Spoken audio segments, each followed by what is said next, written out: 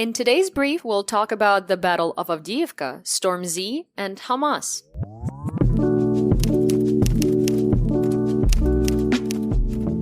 I'm Yewleea, and today is Saturday, October 28th, 2023. You're listening to the Ukraine War Brief podcast, where we bring you up to speed on the war in Ukraine in about 20 minutes or less.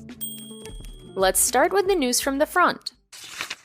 The entirety of the front remains challenging for Ukraine, with Russia attempting to encircle troops to the northwest of the city of Donetsk and Avdiivka.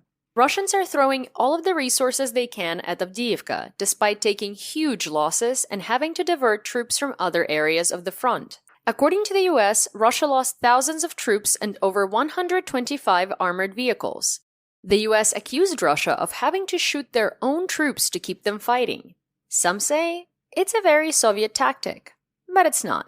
This is Russian through and through. The timing of this desperate attempt by Russia isn't a coincidence either. Russian President/dictator Putin welcomed Hamas leaders in Moscow today as they're at war with Israel. And the US House of Representatives elected a staunchly anti-Ukrainian and therefore pro-Putin Speaker Mike Johnson. Russia is banking on Western backing for Ukraine to stop and is trying to force Ukraine's allies to demand Ukraine to negotiate. As anyone who's negotiated with Russia, China, or Iran knows, though, nationalist dictatorships don't negotiate in good faith and only respond to shows of force. It's critical for Ukraine and its allies to show that nothing will stop aid from flowing, and it's critical for Putin to perceive the situation that way. The United States cannot waver or be perceived to waver in its support for Ukraine, especially now. The General Staff of the Armed Forces of Ukraine, or GSAFU, released its morning operational updates on Tuesday, October 24th, Wednesday, October 25th, and Thursday, October 26th. Each morning report covers combat engagements, summaries, and estimates of Russian losses for the previous 24 hours. For the period covered in these three reports, there were 213 combat engagements, and Russian losses included 2,420 personnel, 48 tanks, 62 armored combat vehicles, or ACVs, 98 artillery systems, 9 multiple launch rocket systems, or MLRS, 1 air defense system, or their components, and 44 tactical operational unmanned aerial vehicles, UAVs, or drones. Aww. Sad. The UAVs reported by the GSAFU are reported as tactical operational because they don't include so-called strategic UAVs, which are reported by the Air Defense Force of Ukraine. Tactical UAVs are supposed to be used in direct combat operations, whereas strategic UAVs are used for striking strategic targets well behind enemy lines. So, striking Ukrainian civilian infrastructure in layman's terms. Russia, of course, uses both to terrorize and target civilians. The Ukrainian Air Force's morning reports, like GSAFU's, covers events from the previous 24 hours, but aren't necessarily released daily. 5 reports were released from October 19th through October 26th. Over that time, Ukraine destroyed 36 Shahed 131/136 kamikaze drones, 3 Lancet kamikaze drones, 3 Kh-59 short-range cruise missiles, and 1 Shock UAV. 13 out of 14 Shaheds launched at Ukraine on the evening of October 21st were destroyed, with the 14th striking a grain storage facility in Odessa. Russia launched at least 8 S-300 anti-aircraft missiles used in a group attack at civilian targets from across the international border in Belgorod and from occupied Donetsk Oblast. Ukraine was only able to intercept 3 out of the 9 Shahed drones on the night of October 18th. Iskander-M ballistic missiles were launched at civilian targets that same evening, with 3 Iskanders hitting Mykolaiv, 1 hitting Dnipro, and another striking at undisclosed location. Russia also launched at least 1 S-300 missile, 1 Kh-59 cruise missile, 1 unspecified cruise missile, and a number of laser-guided bombs towards Kherson. The Iskander-M ballistic missiles can only be destroyed by advanced anti-air defense systems. In March this year, Yuri Ignat, spokesman for the Air Force, stated the Patriot and SAMP-FT systems can destroy all ballistic missiles, but only at a range of 40 kilometers. We can't gloss over the senseless violence, destruction, and terrorism air attacks caused in Ukraine, and will be reporting on them daily as information is available. The air alert is almost constantly active in Kherson, Zaporizhia, Free Donetsk, Chernihiv, Kharkiv, and Sumy oblasts. Just because no one's talking about it doesn't mean it doesn't exist. During the day on Friday, October 27th, Shaheds were launched in a daytime attack. On October 23rd, Andriy Yusov, spokesman for the main Directorate of Defense Intelligence of Ukraine, or GUR, said in an interview with the TV station Kyiv that 400,000 Russian soldiers are on the territory of Ukraine. This is his full quote. There are enough forces for separate operations on separate sections of the front, and the group of invaders in Ukraine is more than 400,000 Russian servicemen. This is a considerable number of personnel. Repetition of this scenario in February 2022 is out of the question, but in some areas, the enemy will continue to try to conduct separate offensive operations. And that is coming from a representative of the GUR, also spelled HUR, or Ukraine's Military Intelligence. AFU spokesperson Volodymyr Fito said on October 27th that 100,000 of these soldiers, or 25%, are concentrated on the Liman-Kupiansk operational direction in the northeast. According to the General Staff, Russian forces kept trying to advance in the east, with most fighting concentrated on the Kupiansk, Liman, Bakhmut, Avdiivka, Mariinka, Shakhtarsk, and Zaporizhia fronts. So let's move over them clockwise, starting in liberated Kupiansk in Kharkiv Oblast. Hi, I'm Rob Gaudet, contributing editor at Ukraine War Brief. We're trying something new this episode by going quite in-depth with the content and analysis. Timestamps of each section are in the description. Let us know what you think. If you have Spotify, you can respond to our poll, or send us an email at social@borlingen.media with your suggestions. Quick warning, there's an air alert near the end of this episode if you need to skip it. Our subscribers on Substack receive the full written brief ahead of time, along with ad-free audio. Ads help us fund our work, so consider subscribing if you can. Also, leaving a 5-star review, sharing the podcast with your friends, and re-listening to episodes helps others find us. Thank you so much.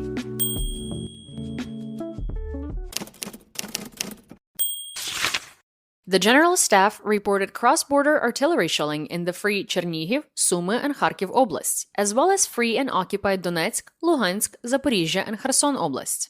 Russians shelled 110 settlements in these oblasts on October 24th, 100 on October 25th, and 130 on October 26th. The shelling in Chernihiv, Sumy, and Kharkiv are likely war crimes. The Khortytsa Operational Strategic Group is responsible for the Kupiansk, Liman, and Bakhmut axes.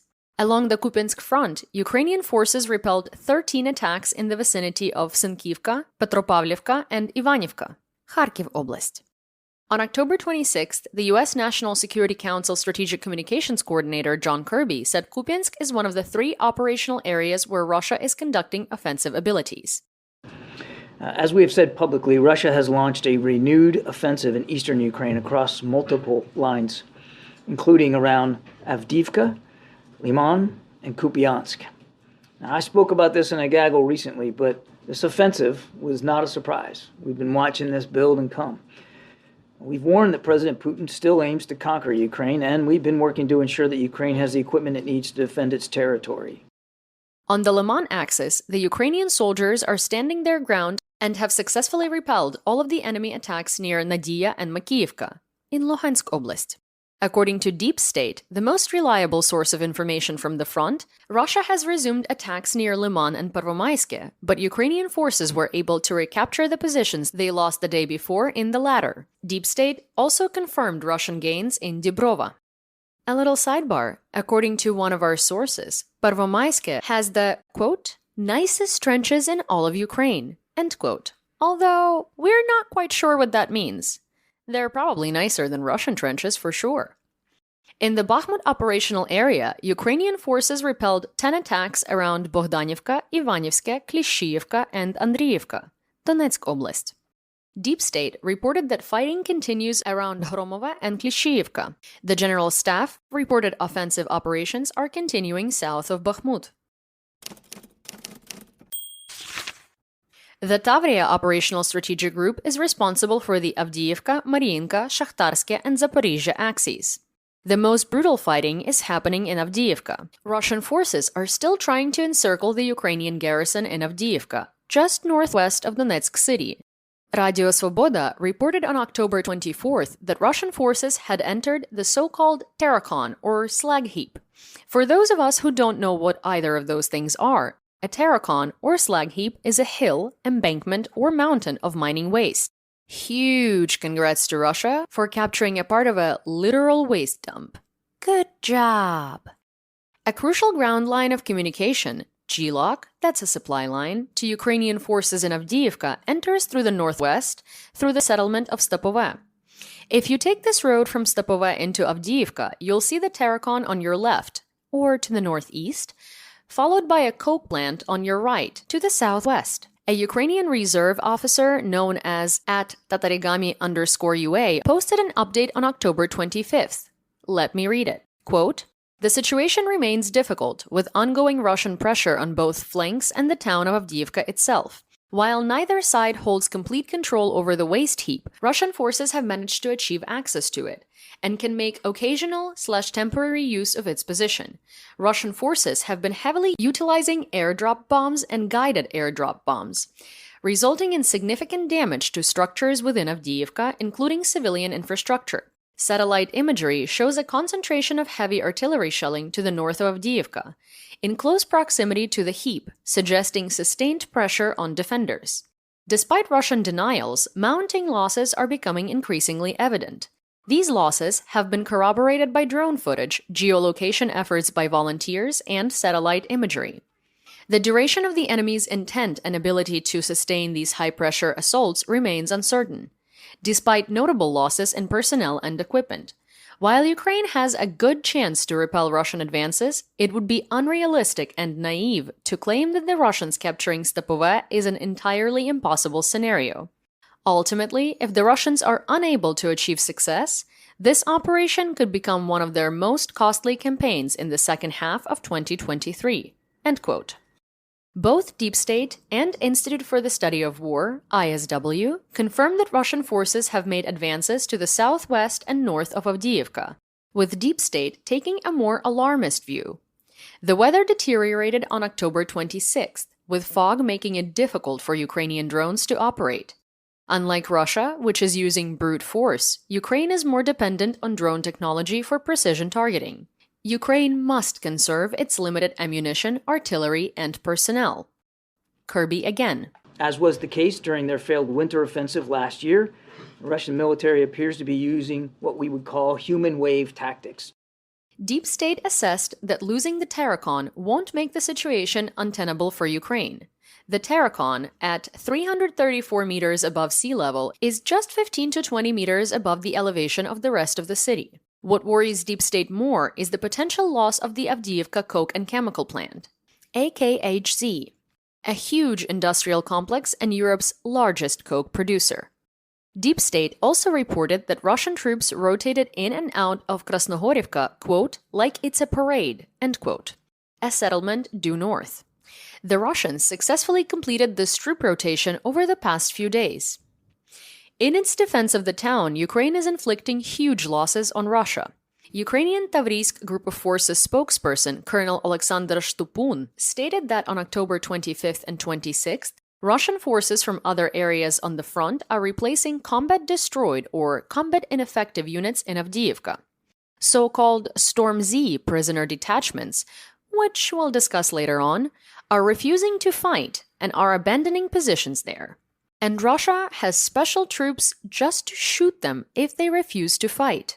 Shtupun said that 5,000 Russians have been killed or wounded, and 400 Russian armored vehicles have been destroyed since October 10th alone. In 10 days from October 10th to 20th, the ISW confirmed via satellite imagery that Ukraine destroyed at least 109 military vehicles, mainly AFVs and tanks. Kirby said Russia has lost at least 125 armored vehicles and a battalion's worth of equipment since just October 11th. Since the 11th of October, Russia has suffered significant losses in this offensive attempt of theirs, including at least 125 armored vehicles around Avdiivka and more than a battalion's worth of equipment. Russian propagandists and mill bloggers, meanwhile, made unsubstantiated or exaggerated claims of advances in Opytne and Vodyane, just to the south and east of Avdiivka. The ISW reported these claims by mill bloggers Wargonzo and Dnevnik Desantnika, but didn't say whether they were true. And here is where our motto comes to play: don't fall for propaganda. Griselda AI analysis shows Russian troop concentrations slightly lighter directly to the east of Avdiivka. This is potential evidence that Russia is forced to resupply its troops from Bakhmut to the northeast or from Makiyivka to the southwest. The ISW assessed that even if Russia succeeds in encircling Avdiivka, it will undermine Russian offensive operations in the future due to the unprecedented losses. While this isn't untrue, we believe Deep State's analysis is more pertinent. Russia is trying to force Ukraine, through its allies, to the bargaining table.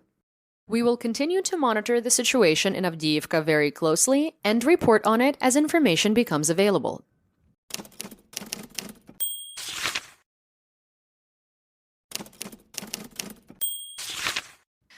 On the Mariinka, Shakhtarske, and Zaporizhzhia fronts, the GSAFU reported defending against 20 Russian attacks southeast of Donetsk city in Mariinka and Novomykhailivka, in Donetsk Oblast. Mariinka borders the outskirts of Donetsk city, and Novomykhailivka lies about 10 kilometers southwest of Donetsk city. Deep State first reported that Russia made marginal gains in Novomykhailivka, which was then confirmed by geolocated drone footage. Moving further along the front to the south and west, Russians attempted to regain lost positions in Priyutne, a settlement in Zaporizhzhia along the Donetsk-Zaporizhzhia border, with some success. Priyutne is east of Urozhaine and Staromayorske, which the AFU liberated in late summer. The Ukrainian General Staff said it repelled attacks in Novoukrayinske, a settlement just south and east of Priyutne, and that it repelled an attack on Staromayorske. Colonel Shtupun said Russian forces suffered heavy losses and withdrew after attacking near Volodine, just 15 kilometers south of Velika Novosilka, on October 24th. Aww, sad. It didn't work out for the occupiers. The Russian Vostok Battalion, which is southeast of Velika Novosilka, claimed that bad weather hindered their operations in the area. Aww, even sadder. Vostok Battalion also claimed that Russian ground forces in the Velika Novosilka area struggle with rodent infestations in soldiers' living spaces. Aww, the saddest. Maybe not the saddest, though. It's kinda nice to see Russian soldiers living among their friends. The GSAFU also said Russian troops are preparing for an attack towards Shakhtarske, a town to the west of Velika Novosilka. The troop concentration can be seen on Griselda building up to the southeast of Vuhledar. In western Zaporizhzhia Oblast, fierce fighting near Verbove and Novoprokopivka continues. The AFU made tactical gains west of Robotine, improving their positions to the northwest of Nestoryanka and in the east of Kopany. Nestoryanka and Kopany are small settlements west of Robotine and south of Orikhiv. On the Kherson axis, the GSAFU kept pretty tight operational security and only reported conducting counter-battery fire and striking behind enemy lines. Geolocated footage published on October 25th shows that Ukrainian forces marginally advanced north of Pitstepne, which is about 15 kilometers east of Kherson city on the left side of the Dnipro River. Other than that, we don't have much to offer. Something significant is happening in this area, since even Deep State is recommending to, quote, wait for official announcements, end quote. Much of the information space is filled with Russian mill bloggers and the Russian MOD. We don't use these sources unless footage can be geolocated and confirmed. Krim, known to you as Crimea, and the Black Sea Fleet. The Russian Ministry of Defense claimed that Ukrainian underwater sabotage forces and unmanned surface vessel USV drones repelled an attack on the Black Sea Fleet in Sevastopol on the night of October 23rd. Sidebar: Sevastopol's real name is Akyar in Krim Tatar, or the language of Crimean Tatars, Krimli. Sevastopol illegitimate governor Mikhail Razvozhayev claimed on October 24th that Russian electronic warfare complexes downed a Ukrainian drone over Krim, and that reports of explosions were connected to routine Russian military activities. Sure it was, Mikhail. Whatever helps you sleep at night. The ATESH resistance movement reported large numbers of Russian troops being transported through Jankoy airport on August 26th to be sent to the meat grinder. The Crimean Wind Telegram channel reported that the anti-mine ship Vladimir Kozitsky, a Project 23040G boat, suddenly exploded outside of Sevastopol Bay. The ship had been seen with smoke coming out of its engine room for the past few days and was towed to port. We cannot confirm this information at the time of recording, so take it with a grain of salt.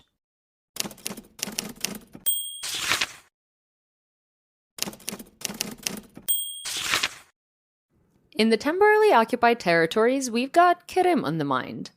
Even if the Vladimir Kozitsky wasn't destroyed, it will be soon, according to Ukrainian President Volodymyr Zelensky. In an October 24th speech, he promised Ukraine will continue to strike the Black Sea Fleet at its new base in occupied Abkhazia, Georgia, or its real name, Sakartvelo. Speaking to the Second Parliamentary Summit of the Crimean Platform, an international organization dedicated to the liberation of Krim, President Zelensky declared the fleet wouldn't be safe anywhere in the Black Sea. The platform was founded in 2021 by Ukraine to invite foreign partners to raise awareness of ongoing genocide and crimes against humanity on the illegally annexed and occupied peninsula.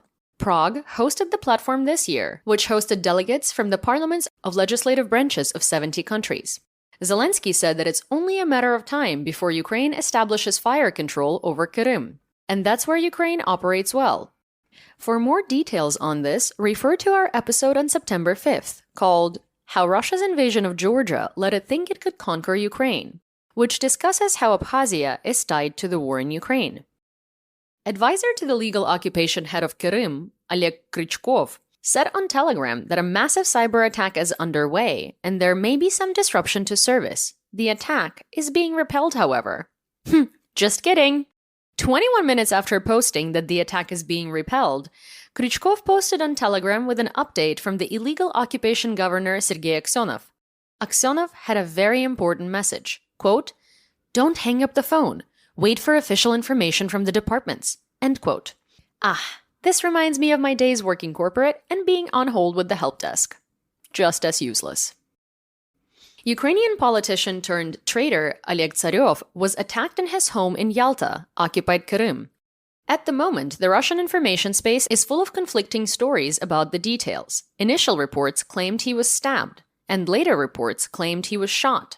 Either way, sad. Whatever the cause, he's in the hospital in very serious condition and is in intensive care. Russians are praying for him now, or something. Tsaryov was sentenced in absentia to 12 years in prison on May 3, 2022 by Kyiv judge Pavlo Slobodanyuk for publicly advocating for separatism, attempting to overthrow the government through violence, and overthrowing the constitution using the media. Tsaryov was elected to the Verkhovna Rada in 2012 as a member of the Party of Regions, the pro-Russian party of Viktor Yanukovych. Yeah, that same Viktor Yanukovych who was impeached and then fled to Russia. And then his former mansion with a literal gold toilet on a territory of a national reserve, think like Yosemite, was turned into Museum of Corruption? Following the Revolution of Dignity and ouster of Yanukovych, he ran for president. He didn't last long as a candidate. Touché, I literally cannot recall who he is. In June 2014, the Rada expelled him and stripped him of parliamentary immunity. He fled to occupied Donbass and became the so-called Speaker of the Parliament of the Union of People's Republics. This illegal political thing was supposed to unite the so-called Donetsk and Luhansk People's Republics under one union. He went into hiding in 2016, thought to be in occupied Krim.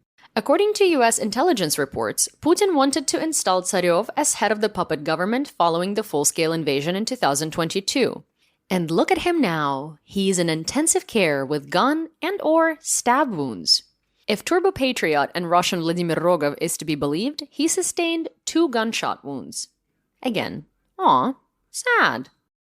Speaking of prayers, Aksyonov met with Russian Orthodox Church Metropolitan, or Bishop, and chairman of the Church Synodal Department for Cooperation with the Russian Armed Forces and Law Enforcement Agencies. Yes, this is a thing. Yeah, because the Russian Orthodox Church is an extension of the Russian state. We won't even tell you what Aksyonov said the meeting is about, because it's a lie. That bishop was there to collect intel on civilians to pass on to the Russian security services. The so-called church has a well-documented history of persecuting religious communities in occupied Ukraine. Illegal so-called occupation governor of Kherson Vladimir Saldo said 1,400 Ukrainian children from occupied Kherson Oblast will be effectively deported. Hopefully, he outlined exactly how, so his arrest warrant can be issued by the International Criminal Court, or the ICC, and the children can be reunited with their parents. Before year's end, 1,400 students will participate in the Russian Federal Youth Agency, Rosmolodezh, more than a trip program. This sounds a little too much like Hitlerjugend, you know, Hitler's youth, Russia's youth. Coincidence? I don't think so. Even the title of this program makes me sick. Vladimir Salda, I'm repeating his name for the ICC, claimed that children will visit various locations inside Russia and participate in educational activities. He didn't mention that the children won't be returned.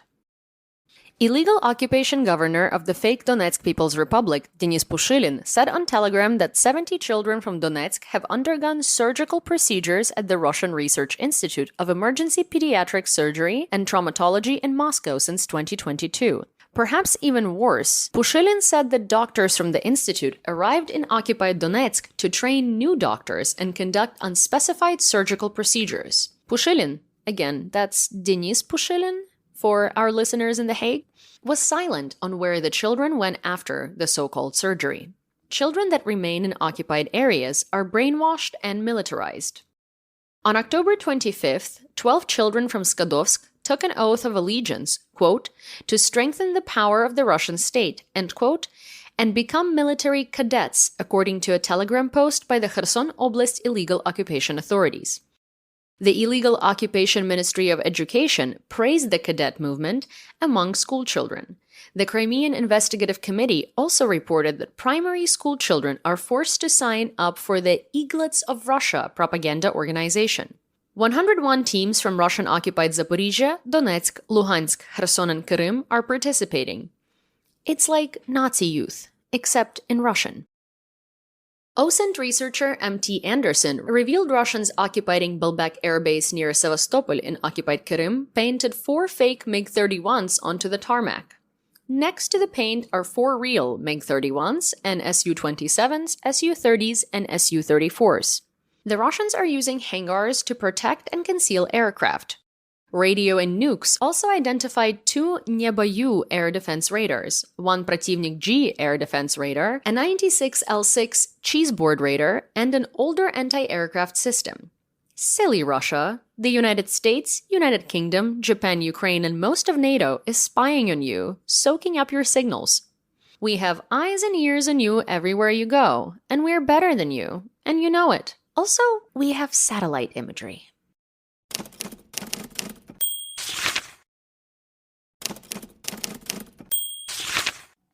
Next up, on the home front. In Slavuta and Natyshin in Khmelnytsky Oblast, debris from Shahed UAVs wounded civilians and damaged 11 apartment buildings, 9 homes, 2 schools, 2 fire stations, and 1 police station in the early hours of October 26th. According to Energoatom, Ukraine's nuclear energy regulator, buildings near the oblast's nuclear power plant were also damaged. Explosions damaged the windows of an administrative building and a laboratory near the plant. In Free Kherson, Russia carried out 3 illegal attacks. First, Kherson's regional military administration reported that Russian shelling heavily damaged a hospital in the village of Bilozerka, located about 15 kilometers from the city of Kherson on the evening of October 25th into 26th. Second, Ukraine's State Emergency Service said that an airstrike damaged the roof and windows of a local fire station, but that their equipment remained intact. No one was injured in the first 2 attacks. Finally, Russia attacked the small village of Kozatske, which is directly across the Dnipro. 2 people in their 60s sustained spinal and soft tissue wounds, according to the Kyiv Independent. 14 people are still in the hospital as of October 27th from the terrorist attack on the Nova Poshta branch in the town of Korotych in Kharkiv Oblast. At 10:15 p.m. on Saturday, October 21st, Russia launched an S-113 anti-aircraft missile at the Nova Poshta branch, killing 6 people ranging in age from 21 to 31 and injuring 17 more. The injured range in age from 19 to 48. 7 are still in intensive care, and 2 are in extremely serious condition, although they have started to breathe again without ventilators. The rest of the hospitalized patients are awaiting surgery. Korotych is a suburb of Kharkiv. There is no innocent explanation for this attack. Nova Poshta, which translates literally to new post but means a new kind of post, is a private Ukrainian courier company that, even in wartime, operates more efficiently than most American and Canadian postal services.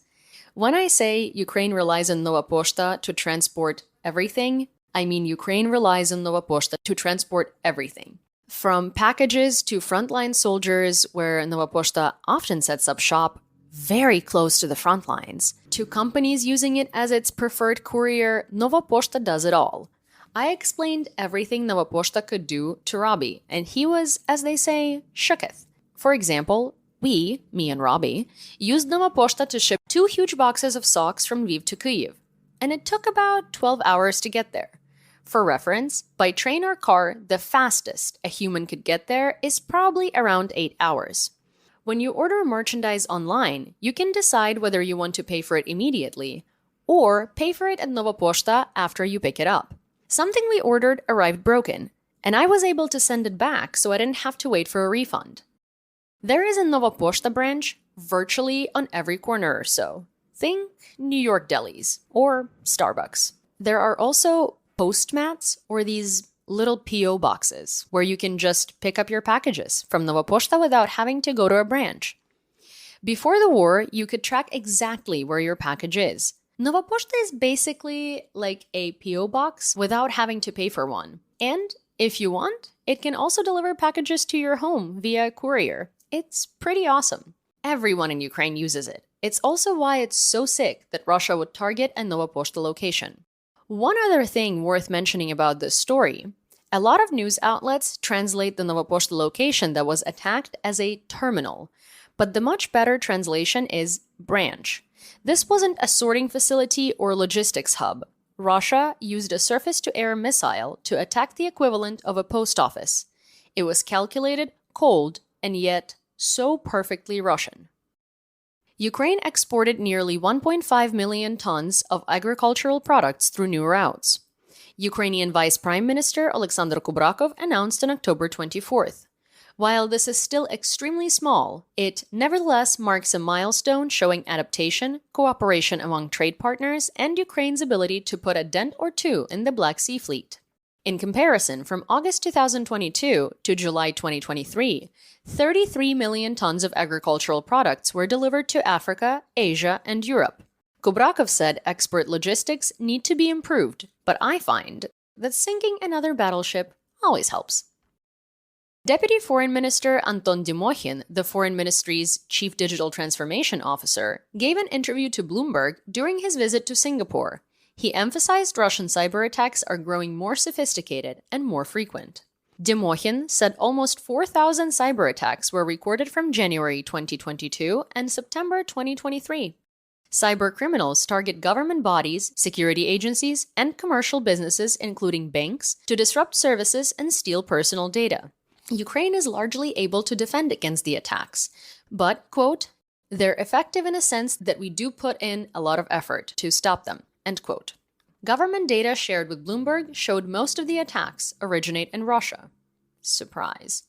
The complexity of the attacks has increased both in coordination and in sophistication. A single attack appears to come from multiple locations, suggesting coordination or viruses, and worms are only activated during an offensive operation, suggesting more sophistication.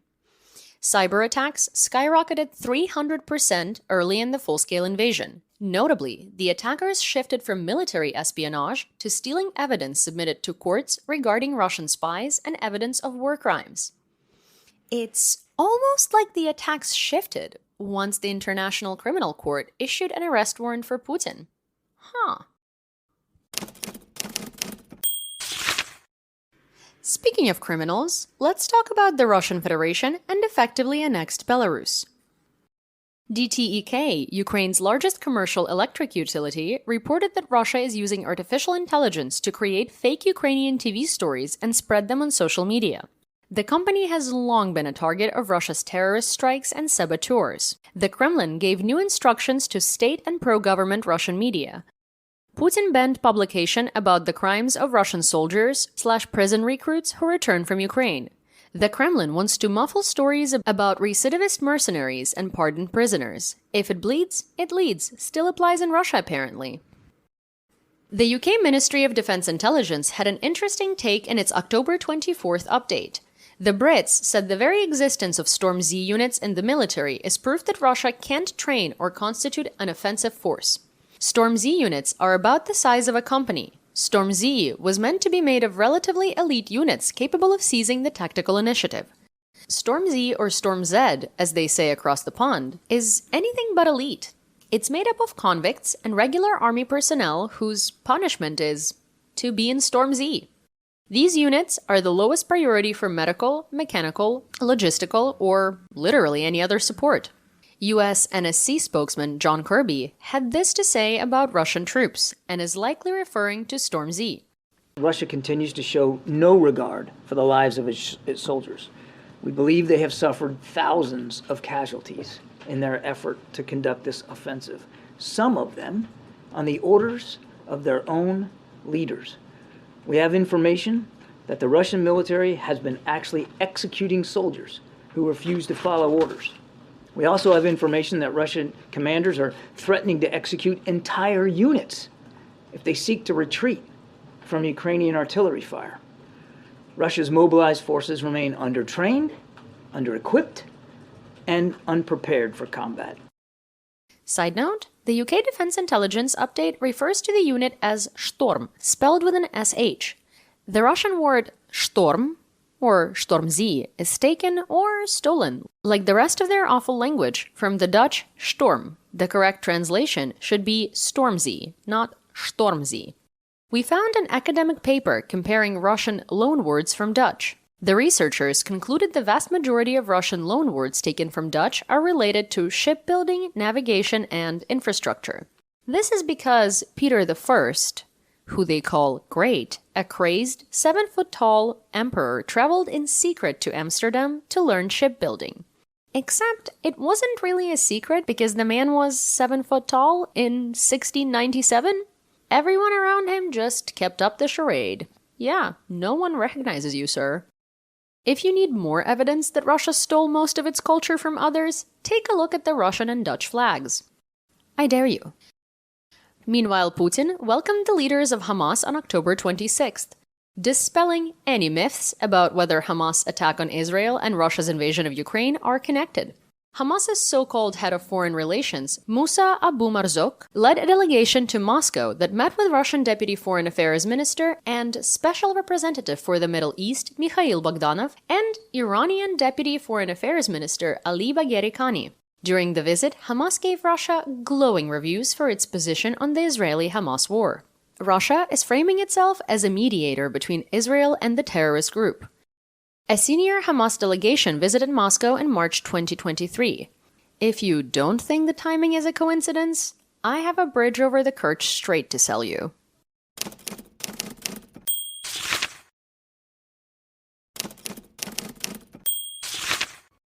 Let's talk about news worldwide. The Finnish National Bureau of Investigation, or FFBI, determined a Hong Kong vessel's dragging anchor damaged the Baltic Connector gas pipelines between Finland and Estonia. The Bureau discovered a 1.5 to 4 meter wide pattern on the seabed leading up and following the damaged pipeline. The FFBI inspected the anchor on the suspect ship, the Nunu Polar Bear, and found markings on the anchor consistent with hitting the pipeline. The Nunu Polar Bear's crew was contacted several times, but they refused to cooperate with the investigation. Yikes. The U.S. House of Representatives has a new Republican speaker. after anti-Ukrainian hardliner Representative Jim Jordan lost 3 votes for the speakership after spending decades making enemies in Congress. Majority Whip Tom Emmer lost the nomination after former President Donald Trump sank his nomination for petty reasons. It seems the new speaker, Mike Johnson, Republican Louisiana, was elected because he simply came in third behind Jordan and Emmer, and the caucus was desperate for a speaker. It's a truly remarkable rise for Speaker Johnson.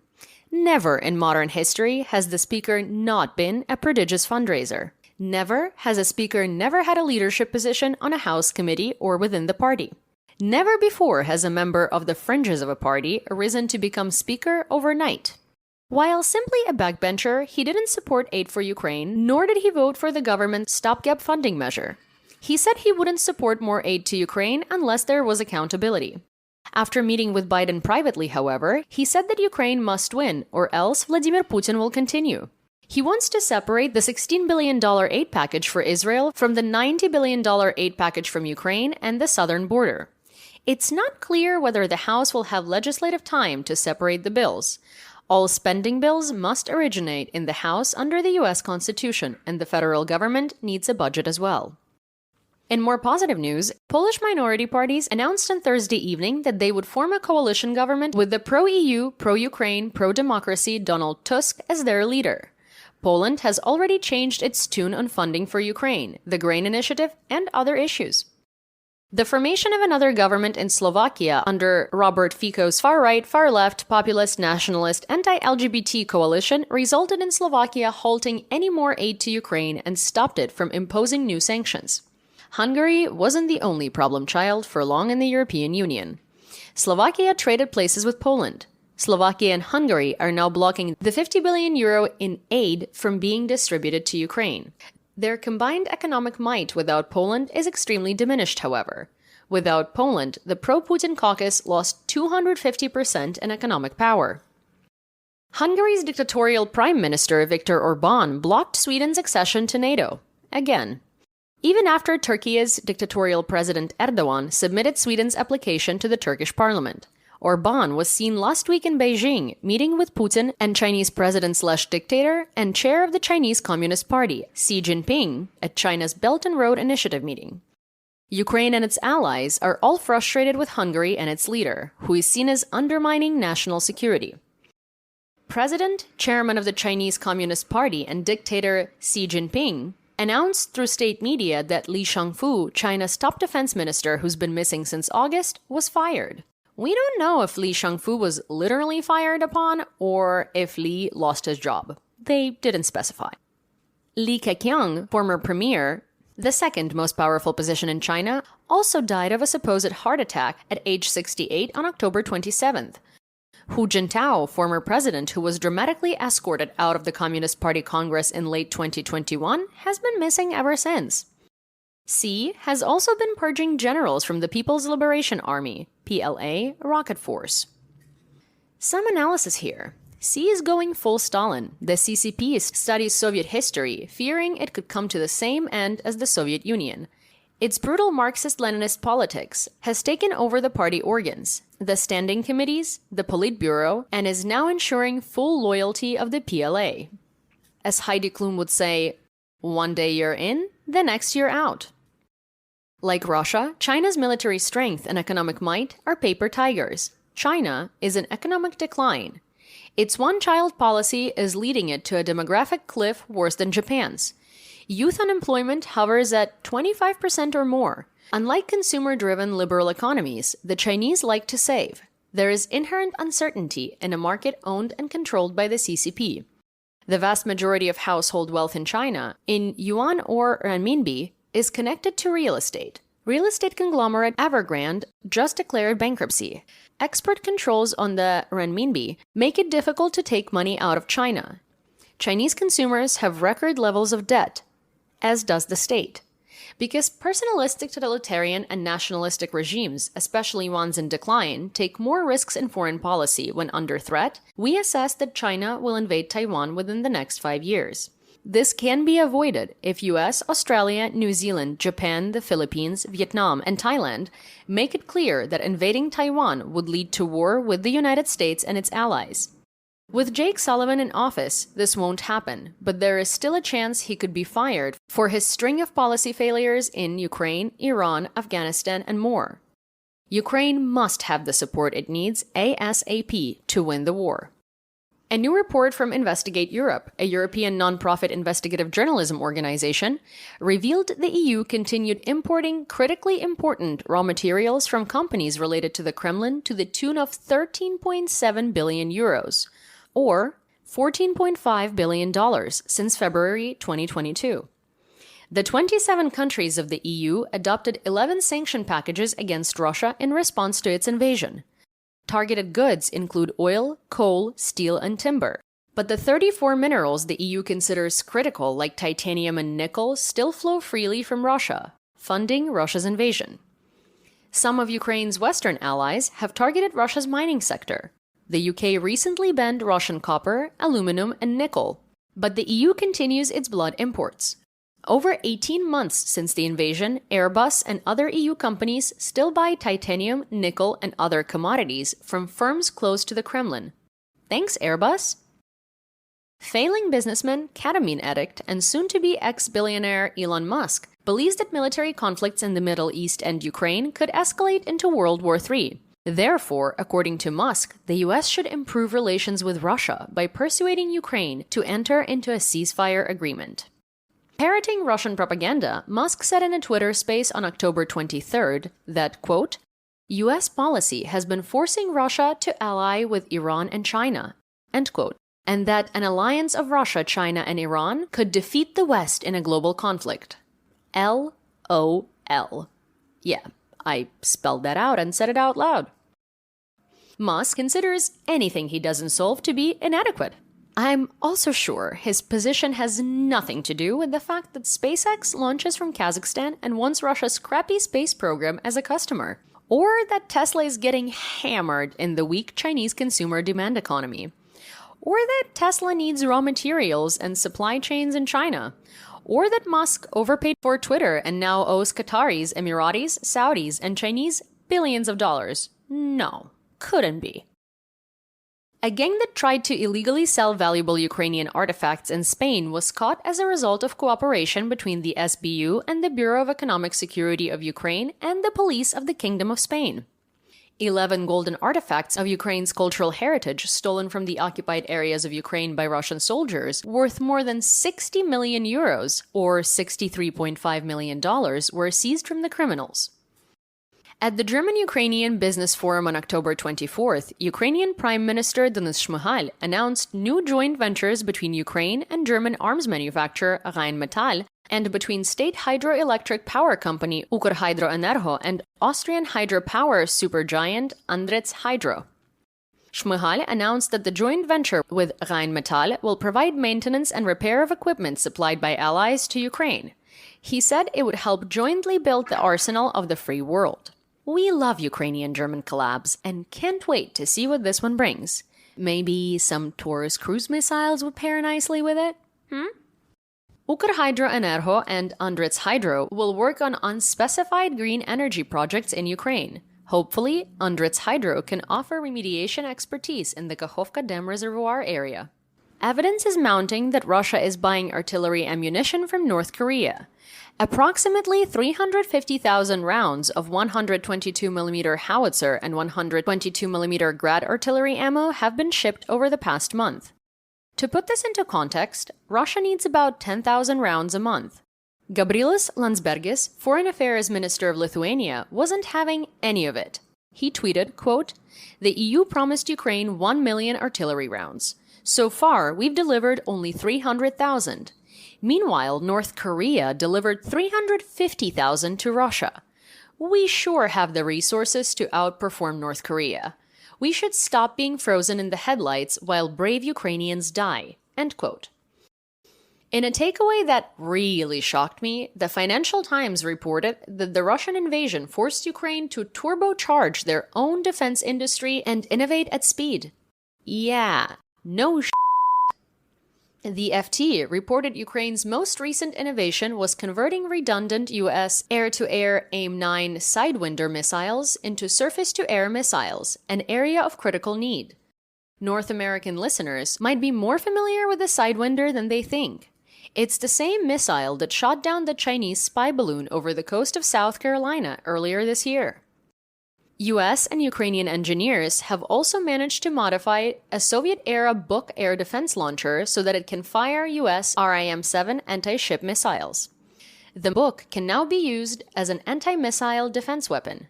Aw, teamwork! Admiral Robert Bauer called on NATO countries to agree on a standard for artillery ammunition to increase production. NATO is pushing its members to overcome protectionist tendencies and agree on a single standard for artillery ammunition to boost production of urgently needed 155mm shells. Picking a standard will drive down prices, ease logistics like storage, procurement, maintenance, transport, and allow manufacturers to plan for the orders. Prices have soared since Russia's full-scale invasion.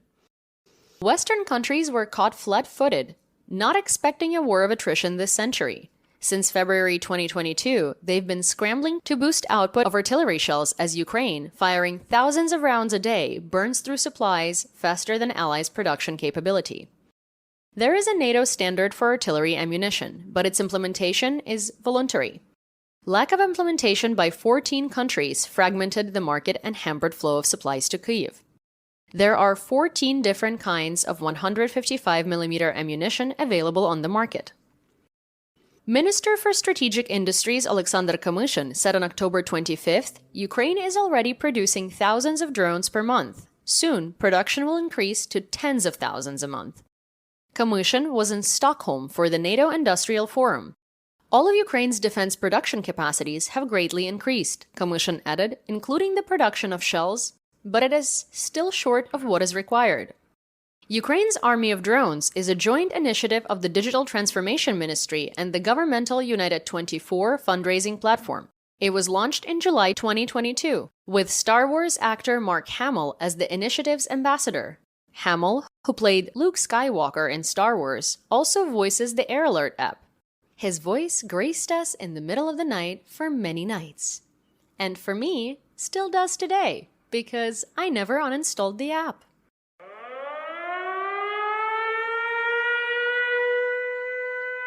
Attention! Air raid alert. Proceed to the nearest shelter. Don't be careless. Your overconfidence is your weakness. Attention! The air alert is over. May the force be with you. I love you, Mark Hamill.